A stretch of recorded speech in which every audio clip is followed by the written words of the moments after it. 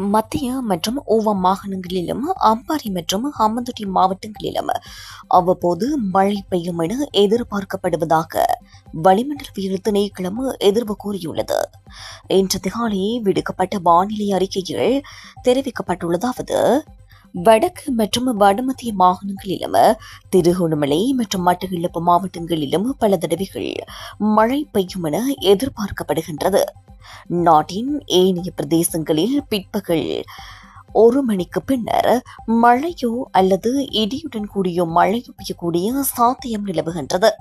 மேல் மற்றும் சப்ரகமோ மாகாணங்களிலும் காலி மற்றும் மாத்தறை மாவட்டங்களிலும் சில இடங்களில் 75 மில்லிமீட்டர் அளவான ஓரளவு பலத்த மழை வீழ்ச்சி எதிர்பார்க்கப்படுகின்றது. மேல் சப்ரகமுவ மற்றும் மத்திய மாகாணங்களிலும் காலி மற்றும் மாத்தறை மாவட்டங்களிலும் சில இடங்களில் அதிகாலை வேளையில் பனிமூட்டமான நிலை காணப்படும் என எதிர்பார்க்கப்படுகின்றது. இடியுடன் கூடிய மழை பெய்யும் வேளைகளில் அப்பிரதேசங்களில் தற்காலிகமாக வீசக்கூடிய பலத்த காற்று மற்றும் மின்னல் தாக்கங்களினால் ஏற்படக்கூடிய பாதிப்புகளை குறைத்துக் கொள்ள தேவையான முன்னெச்சரிக்கை நடவடிக்கைகளை எடுத்துக் கொள்ளுமாறு பொதுமக்கள் அறிவுறுத்தப்பட்டுள்ளனர்.